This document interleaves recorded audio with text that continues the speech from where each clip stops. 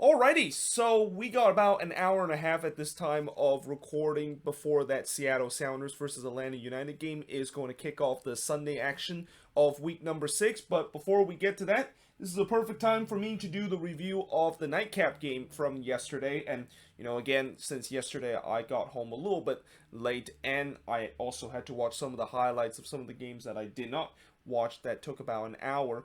That's why I decided to do the review today instead of yesterday. I mean, if I would have done the review yesterday, it would have been around 11:30 that I start, and by the time I finish, it will be already past midnight. And knowing the fact that I had a relatively long day yesterday, yeah, I couldn't be asked in terms of trying to do the review that late into the evening.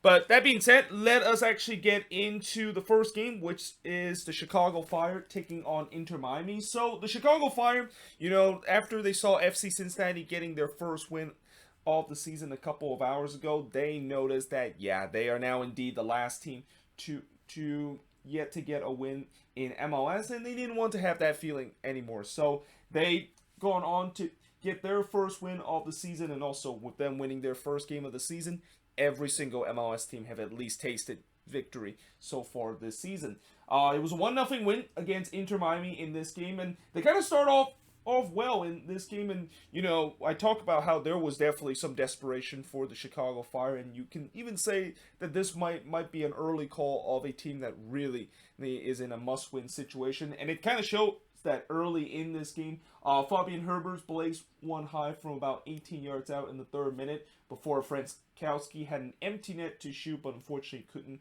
quite stare it in. The Fire started out well in the first 10 minutes of the game. That would continue as Frankowski, who went around McCarthy, couldn't quite stare at home again on the empty net, and instead he actually hits the post.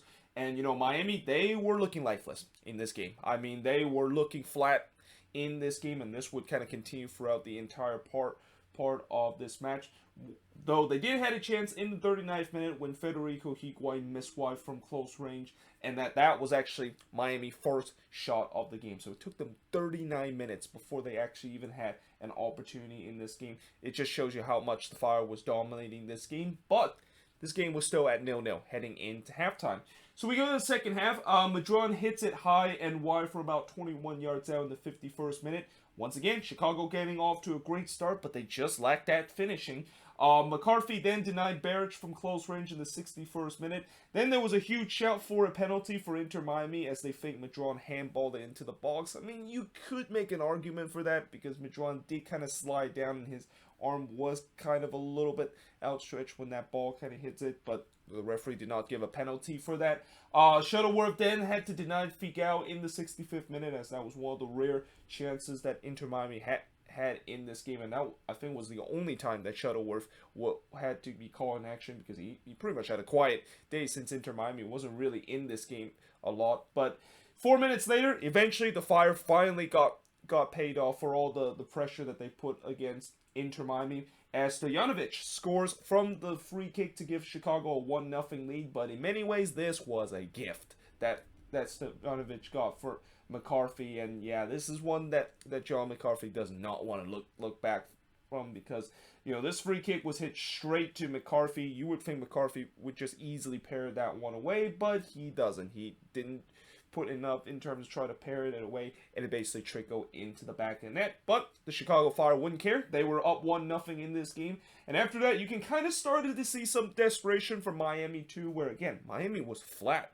throughout this entire part of this game, but they finally started to show some desperation when Carenza header goes wide in the 76th minute. Again, they started to show some life, but unfortunately they didn't really have a lot offer in the last 14 minutes besides that chance that they had in the 76th minute, and the Fire easily hold on to get a 1-0 victory in this one. Shots in this game, 20 shots compared to 4 that Miami has, 7 shots on goal compared to 1 that Miami has, 2 shots off target compared to 10 that Chicago has, 3 shots out of block compared to 1 that Miami has. And possession-wise, the Fire dominate the possession, 57% possession compared to 43% possession that Inter Miami has in this game. And again, for the Fire, they desperately needed this win, knowing the fact that not only they were the last team to not have got a win so far this season, but looking how they were in a free fall in these last couple of games, losing 4 in a row coming into this one. this win will definitely help boost some confidence to this team that does not have a lot of confidence right now. But if you're Inter Miami, this is the problem that this team has had this season, where this team is probably the most inconsistent team this season, where on one weekend they can definitely look very well and pull off an impressive 3-2 victory against FC Cincinnati, and then on the other weekend they just look completely flat and just decide not to show up in this game against the Chicago Fire, and really didn't do anything to deserve even any points coming into this game. But now moving on, in terms of the next match, is another game that ended with a 1-0 scoreline, and another game where the home team won 1-0, and that of course is Orlando City getting the 1-0 win against TFC in this game. In the first half, 8 minutes into the game, Van der Water tried to chip the goalkeeper but missed wide. I thought Van der Water getting his first start in this game, he had an amazing game, and he was actually on the score sheet just 4 minutes later, as Tesha Akindele would score what turns out to be the winning goal of this game, as he scores from Van der Water and Smith to give Orlando City a 1-0 lead. What a beautiful ball that was from Sylvester Van der Water, that pretty much puts it on the plate for Akindele to heads that one away to give Orlando City a 1-0 lead. Then Galese did head to deny Aro, as the shot actually was deflected and actually took a wicked deflection, and Galese actually made an incredible kick save there, despite the fact that he was kind of wrong foot a little bit there. But TFC was starting to respond and was looking for an equalizer. Then in the 29th minute, so you know how nowadays we have started to see some commercial during the part in the part of the game, and it's kind of annoying the fact that sometimes they of course show commercial when the game of course is happening right now. But what's even more annoying about this is that they basically kind of showed the commercial on the Orlando City broadcast, and then after they showed that commercial, they basically decided to cut into a full commercial where they're not even showing the game at all. They're just going to a full commercial, and yeah, I mean, the play was still going on when that happened, and obviously I know a lot of people were not happy about that. Like, thankfully we didn't really miss any action while the game was going on a full commercial, but you do know that in soccer there's no stoppage of play unless it's halftime. This is not like baseball or basketball where maybe there's like a stoppage, you can basically cut into full commercial. That's not how it is in soccer. So yeah, we were very fortunate that there wasn't really any action that has happened. But imagine if there was a goal that was scored when the full commercial was cut in before the goal score. I bet one, if not both of these fan bases are going to be very fuming at the broadcast feed that, yeah, because they decided to cut the commercial, we basically missed a goal that could have been either a very good goal or a goal that could turn in terms of how this game of course would turn out. Now 2 minutes later, after that commercial debacle that we had, Janssen did clear Satado shot off the line with his back heel. I mean, that was an unorthodox kind of clearing off the line from Robin Janssen with a little cheeky kind of back heel to clear Satado shot off the line. But you can clearly see TFC was definitely pressing for that equalizer, but they had to settle at halftime, going down 1-0 against Orlando City. So we go to the second half, and in the second half there was a couple of pot shots that Michael Bradley and Kamar Lawrence put, but it goes wide. Then Akindele did try for a second one in the 49th minute, but he missed wide on that attempt. Before Altidore did put a short-range effort wide in the 54th minute. Again, TFC continued to try to press for the equalizer, while Orlando was kind of happy to try to sit back a little bit and absorb that pressure. Then in the 71st minute, Schlegel was the latest member of the Orlando City team to have to clear a ball off the line. This time he had to clear Schapfelberg ball off the line. No, he did not. He was not in goal during this moment, but I feel like he still deserve a save after, you know, all his heroics that he did last time in the playoffs. But then a couple of minutes later, Bono did deny Smith's shot from long range before Bono had to deny another opportunity. This time it's Benji Michel who tried to hit one from short range. And you kind of started to see that, you know, Orlando City feel like, yeah, they can't just sit on this 1-0 lead. They need to get this second goal to kill this game off. Antonio Carlos then had a chance from a header, but unfortunately headed over the bar. Before, in the 4th minute of stoppage time, Orlando City players thought that the game was over. Like, like they thought the full-time whistle was blown. In fact, I think some of the security at Explorer Stadium was about to come out, realizing the game is over. But we had 6 minutes of stoppage time in that game, and we only played 4 minutes. So this is not a situation where maybe the Orlando City player thought that the game was over because maybe we played 3 minutes of stoppage and the referee blows for the full-time whistle there. No, we had 6 minutes of stoppage. There's still like at least a minute and a half left in terms of the minimum stoppage time that we have.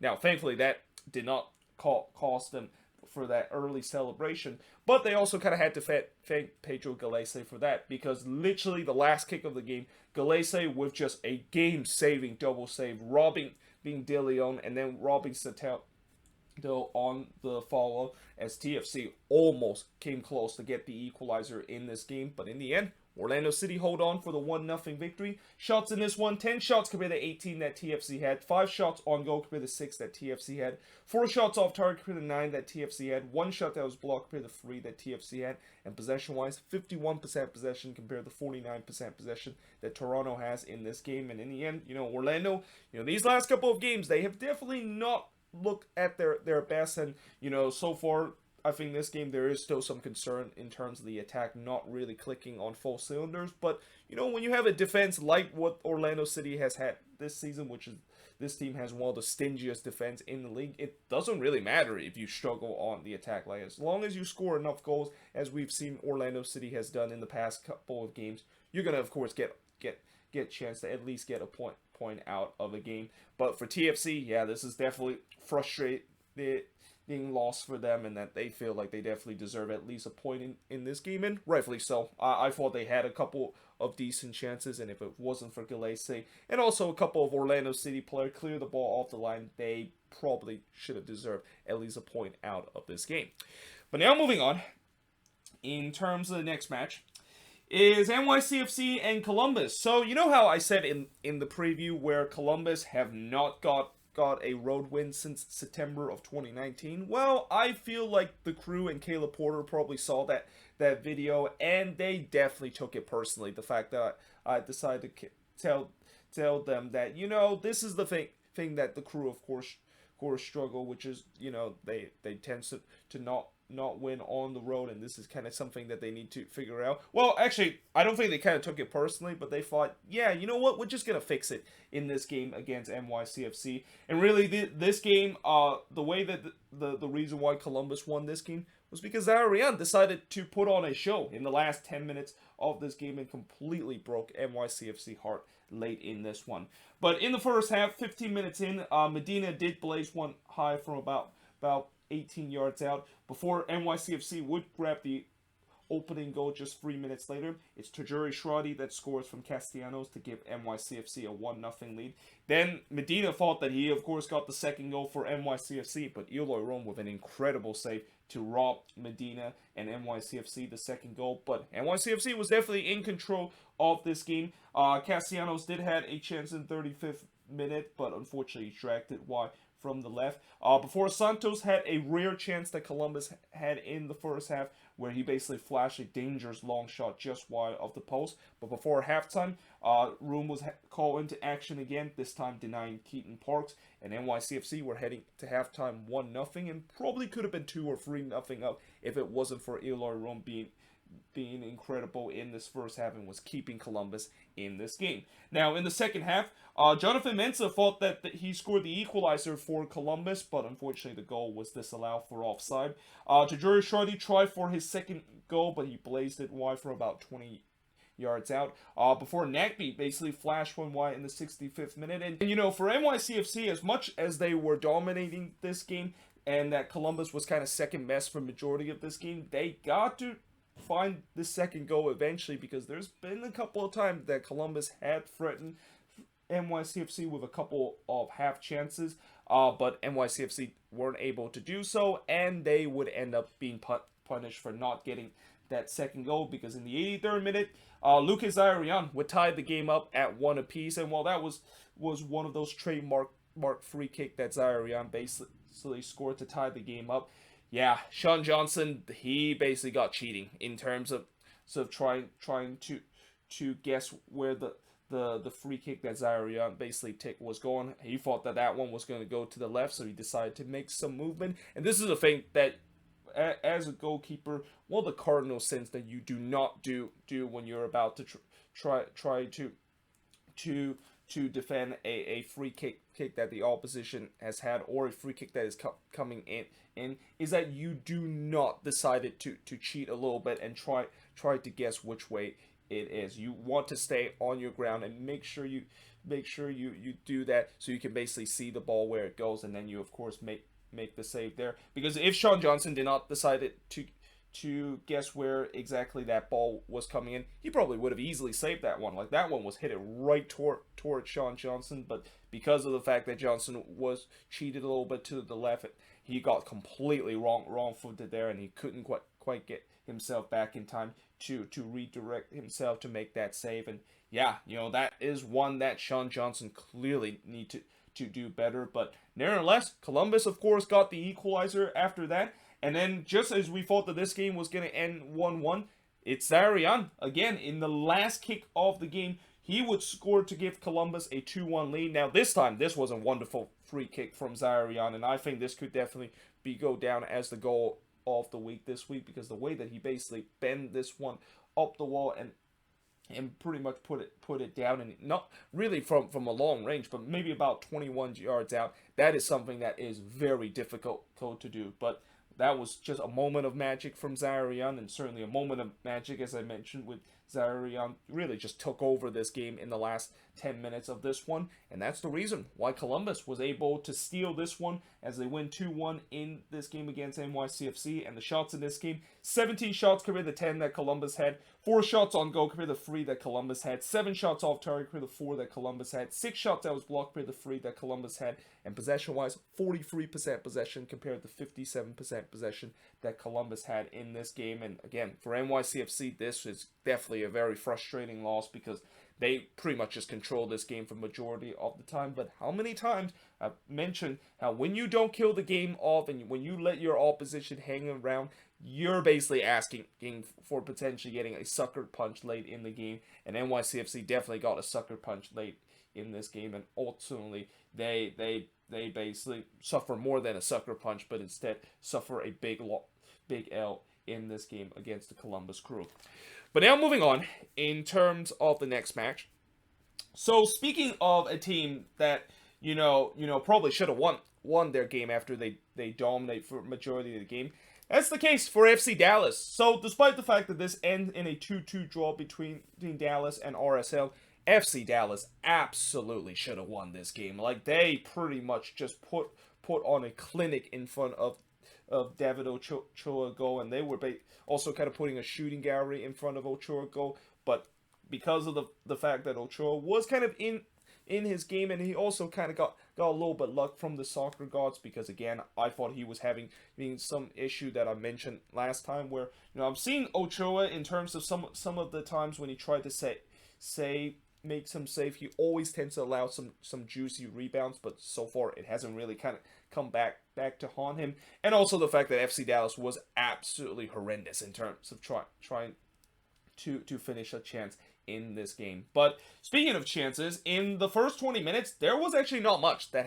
happened in this game. I mean, there wasn't really a chance at all in the first 20 minutes of this game, but that would immediately change after RSL gets the first chance of the game, and that actually ends up into the back of the net. It's Rubio Rubin that scores from Nick Beasler to give RSL a 1-0 lead, so Rubio Rubin continue his hot goal scoring stretch that he has to start the season. Then Ochoa would make one of many saves that he would had as he robbed Hara, who should have scored for about 10 yards out. Like, for Franco Hara, that is one that, as a number 9, you have to put that one into the back of it, because he was just wide open there. That was just a breakdown from this RSL defense, but thankfully David Ochoa basically saved them there. But again, Hara should have put that one into the back of the net.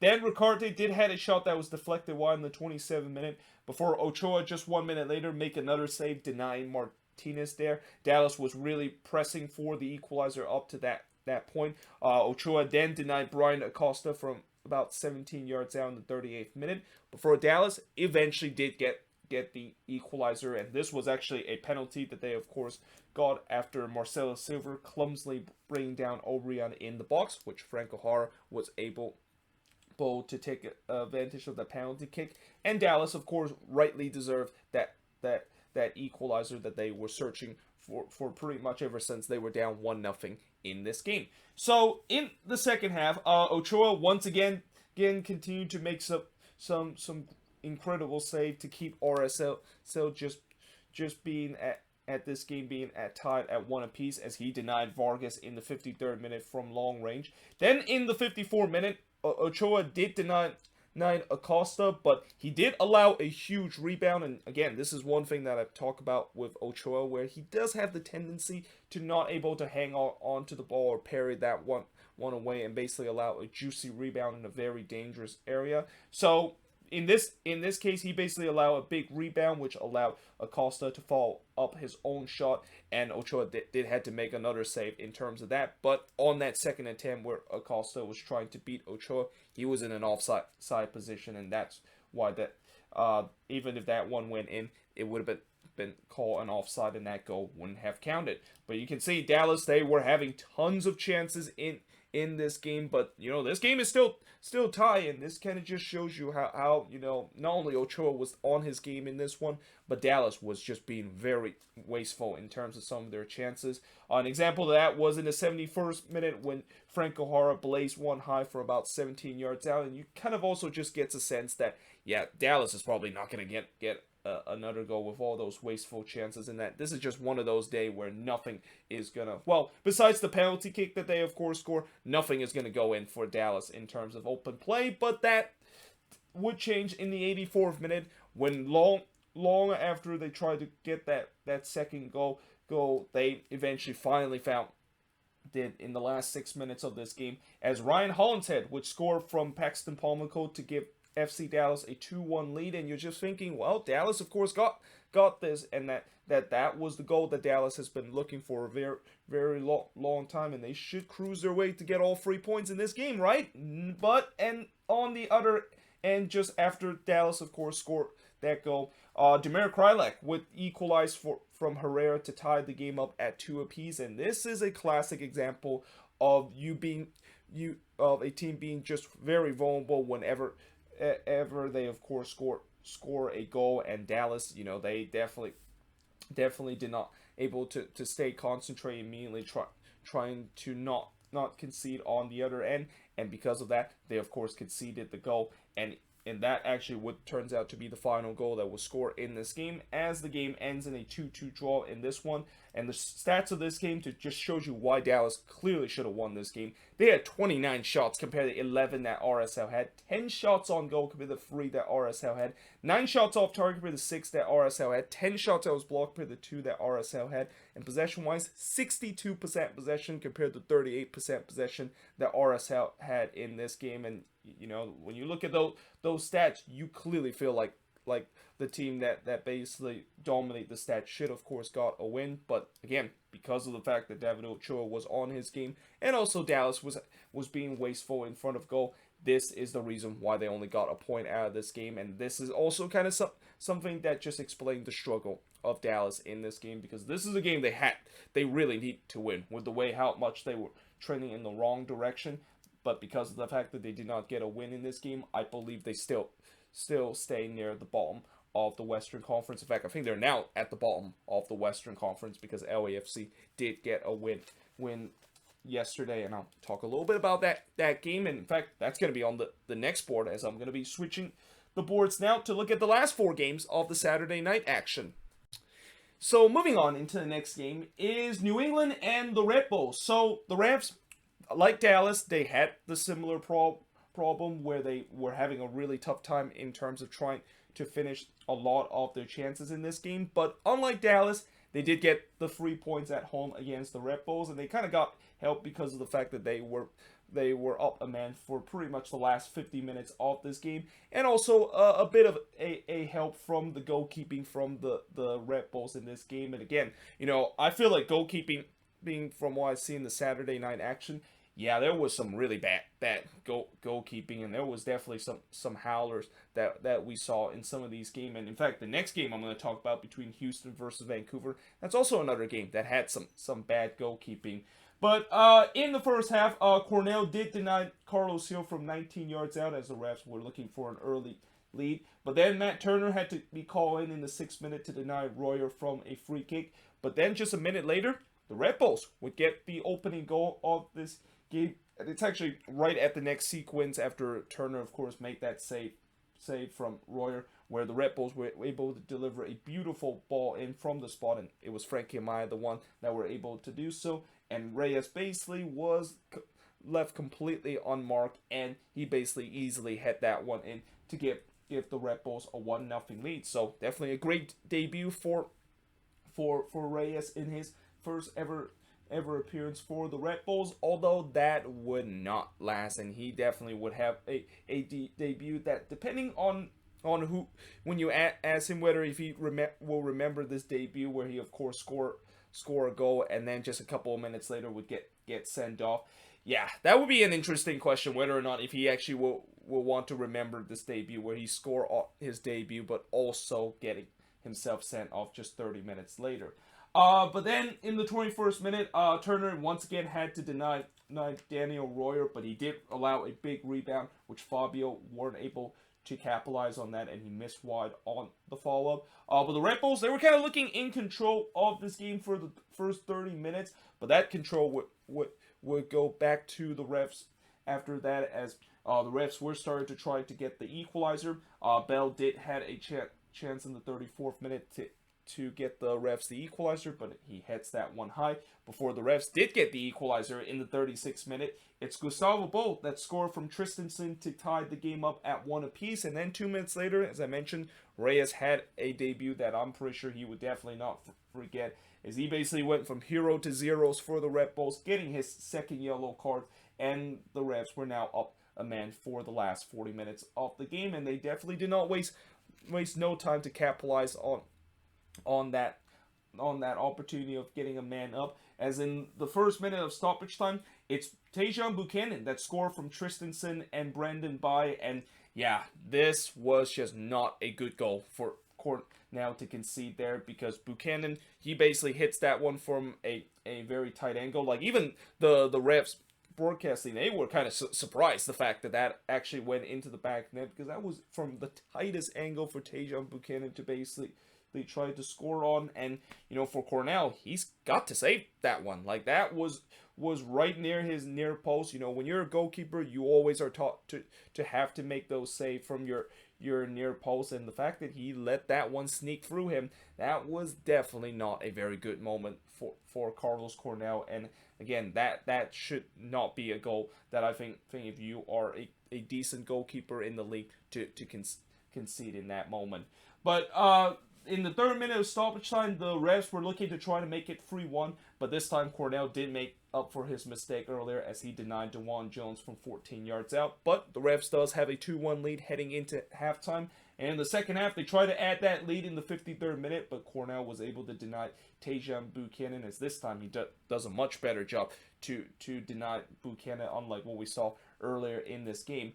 Cornell then denied Buxa in the 61st minute. New England was all over the Red Bulls up to that point, but they're being very wasteful in terms of their chances. And again, as I said back in that NYCFC versus Columbus game, when you decide to let a team still have a chance to be in this game and only being down at 1 goal, and even if the Red Bulls are getting in pretty much play out of the park in this game and down 10 men, you just never know. Like, maybe a great bounce that goes in the favor of the Red Bulls, and they might have a chance to tie the game up. But the refs would make sure that of course would not happen, because in the 83rd minute, Adam Buxa would score from Gustavo Bou and Carlos Hill to give the refs that insurance goal to make it 3-1 in favor of them, and that of course would be the final score of this game. Also, it's great that if you're a refs fan, seeing both Buxa and Bou getting on the score sheet in this game. And this is the thing that I've talked about with the refs, of the big problem that they had is they cannot get their 2 number 9s get going so far this season. Well, both of them of course are on the score sheet tonight, and hopefully that might be something that both of these guys can start to get on a goal scoring streak. Or at least I think Adam Booksar is start to find that way, because this is the second consecutive game that he ends up on the score sheet. But yeah, the shots in this game, 23 shots compared to 11 that the Red Bulls had, 11 shots on goal compared to 3 that the Red Bulls had, 10 shots off target compared to 4 that the Red Bulls had, 2 shots that was blocked compared to 4 that the Red Bulls had, and possession-wise, 57% possession compared to 43% possession that the Red Bulls had in this game. And, you know, for the Red Bulls, you just gotta have to move on from this resort, because you knew that as soon as they went down to 10 men and they kind of lost control of this game, they were definitely not going to get it back from the Revs in this one. But now, moving on, in terms of the next match, is going to be Houston versus the Whitecaps. So the Dynamo, you know, for majority of the game, they were looking comfortable to get all 3 points in this game. But then the last 10 minutes, there was definitely some nervy moment if you are a Dynamo fan with the way that the Whitecaps were definitely really looking to make a late push to try to steal a point in this game. But early on, Memo Rodriguez would give the Dynamo a dream start in the 8th minute, as he, of course, would score there. And this was a rare mistake from Crépeau, because this ball was coming in. He basically parried right into the path of Memo Rodriguez. And, you know, Crépeau, who has always, in my opinion, has been one of the most underrated goalkeeper in the league, he definitely did not had the best of the game in this one, and this wouldn't be the only mistake that he would make throughout this game. Then 4 minutes later, Alexandra did try to drive one from far out, but unfortunately it goes wide before Crépeau did deny Urruti from the near post in the 15th minute, before Cavallini had a shot that was deflected high. And, you know, chances were coming in for both teams early on, but little did we know that was really the last real good chance we had in the first half, or at least until late in the first half, because the game kind of started to slow down at the 20th minute mark, and chances were starting to become a premium between both of these teams. But in the 44th minute, the Dynamo would double their lead, and it's Urruti that scored from Memo Rodriguez to give the Dynamo a 2-0 lead. And again, this is the one that I feel like Crépeau could have done better, where, you know, Urruti, he did hit that one on the volley, but it did kind of take a one hopper, and he also hit that volley from a tight angle, and you just feel like Crépeau clearly maybe should have done better to try to pair that one out. I mean, I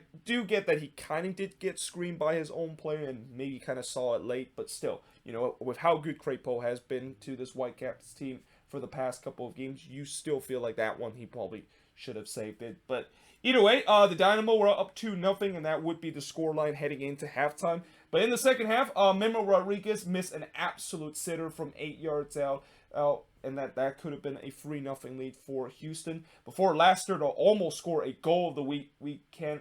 They did, but unfortunately the post denied him of potentially getting that honors. Then in the 67th minute, Maric, who had a relatively quiet game in this one, he had to make an incredible save to deny Alexandra and a chance for the Whitecaps to get back into this game. But you kind of had a sense that the Whitecaps were not done in this game, and they're looking to trying to make this game interesting, and they did in the 80th minute, as Debbie Caicedo would score from Cavallini to give the Whitecaps some life in this game. I believe this is Caicedo's first goal with the Whitecaps, and also this was kind of a gift from the Dynamo, because it was a bad turnover from Houston that gave the Whitecaps a chance to go quickly on the transition. And knowing the fact that the Whitecaps are probably the most dangerous team on the transition, that is kind of something that you definitely do not want to do.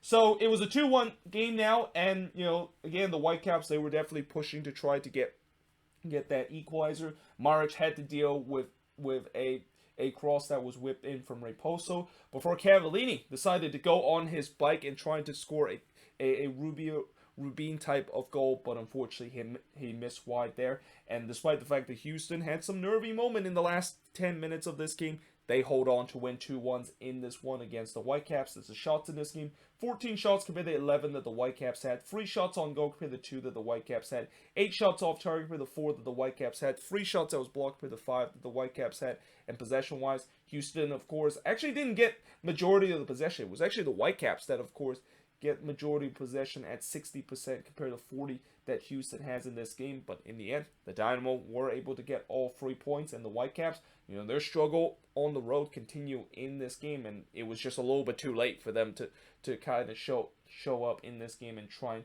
to mount a comeback in the last 10 minutes of this one. But now moving on, in terms of the next match, to the game that I, of course, did a quick recap yesterday, and the game that I went to is the Quakes and Sporting KC, and it's pretty clear that, yeah, the Quakes are struggling right now, and I feel like this is kind of start to show why the Quakes are going through this Almeida experience, where, as much as remember when they, of course, won 3 in a row and got themselves at the top of the table in the Western Conference, you knew that was probably not going to last, and especially what I've seen under Almeida's team, where when you have the highest of highs, it won't take long before the lowest of lows, of course, would come. And I'm just really hoping that this losing streak means that we have kind of started to hit the low point before we're going to get back to the high again, because that's what Almeida, Quakes team, would always tends to do. It's where it's kind of like a roller coaster experience whenever this team play in the season.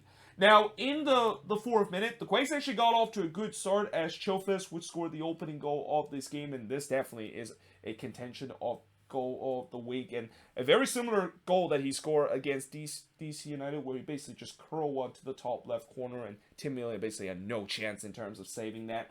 The Quakes were getting the control early in this game, while I thought SKC just could not get out of their own half. But then in the 16th minute, Jalen Lindsay scores from Polito to tie the game up at 1 apiece, and that's actually the first career goal for Jalen Lindsay, so congratulations to him for that. But I thought that was completely against the run of play, because, the Quakes were dominating that at that point, and they looked like they were going to go up 2-0 in the game. But all of a sudden, SKC, of course, got a goal against the run and play to tie the game up, and the Quakes did try to respond quickly, as Chofis did blaze one high from about 18 yards out before Melia did deny K-Cow in the 24th minute. But then after that, this is when the game started to kind of turn in favor of SKC, where the momentum started to kind of come to them, and that the Quakes were having a lot of trouble in terms of creating chances against this SKC defense. Gadi Kinda did hit one that goes straight to Mark Sinkowski in the 27th minute. Chances, of course, was going for both teams up to that point, but I really thought SKC started to dominate the possession and started to control this game. Mark Sinkowski then had to deny Polito after just a WTF turnover from the Quakes. Before K-Cow almost had a Kyoto moment, but the flag obviously saved him from having that moment. Like, he basically was wide open from about 2 yards out. All he has to do is basically tap into the empty net, and somehow he basically hit the bar. And, for those of you who wonder why I've always mentioned a Kyoto moment, just watch my review that I did yesterday of talk about Romel Kyoto. Probably has one of the worst misses you ever seen ever happen. But yeah, heading into halftime was all tied up at 1 apiece. And as we head into the second half, Polito did have a 24-yard free kick that just goes high. Melia then denied Espinoza in the 52nd minute, while K-Cow could not score on the follow-up. And then Andy Rios had a glorious opportunity in the 58th minute, but as I mentioned, how K-Cow basically had a Kyoto moment. Yeah, Andy Rios had a Kyoto moment here. He clearly should have buried this one from about 4 yards out, and this would actually be more important than we would later find out, because just 2 minutes later, Polito would score from Showery to give SKC the lead in this game. Polito almost made it 3-1 just 3 minutes later, and he actually thought that he made it 3-1 when he scored there, but the goal was disallowed for offside. But SKC did eventually get that third goal, and it's Daniel Showery that gets the third goal in this game. And I think I can pretty much confirm that Daniel Showery, he is starting to get going once again. And remember how I said Daniel Showery has always become one of the most cursed player and one of the most snake-bit player in this league? Well, it feels like ever since he scored that first goal early in the season, he is starting to come back to that 2018 form when he basically scored double-digit goals for this SKC team. And I'm also happy to see that is the case, because I feel like Daniel Showery is one of my favorite player in in the league, and it's great to see that he, of course, got on the score sheet here. But unfortunately, he got on the score sheet against one of my favorite team, and also got on the score sheet in a time where that pretty much just finished it up for SKC in this game, because despite the fact that the Quakes did try to mount a comeback, Melia did deny Jackson Yeo from close range in the 83rd minute. The Quakes were not going to come back from a 3-1 deficit, and that, of course, also was the final score of this game. As the shots in this one, 16 shots compared to 15 that SKC had, 5 shots on goal compared to 7 that SKC had, 7 shots off target compared to 6 that SKC had, 4 shots that was blocked compared to 2 that SKC had, and possession-wise, 57% possession compared to 43% possession that SKC had in this game. And, for the Quakes, this has just been a disastrous home stand that they had in these last 3 games, and now I'm really hoping that now they're going through the most difficult stretch of their season, where they're going to be on the road pretty much every single week. Hopefully this might be a something that is different. I've seen with past Quakes team, which is that at least they can get something on the road. But knowing the fact that this probably is already started to looking like the Quakes team and the one that is under Almeida for the past couple of years, something tells me the lows of the time is just beginning with this team. But for SKC, they also have started to go on a bit of a run right now, and they definitely are trying to get in there the top part of the table and really started to challenge the Galaxy and even maybe the Seattle Sounders to try to get themselves back at the top of the Western Conference.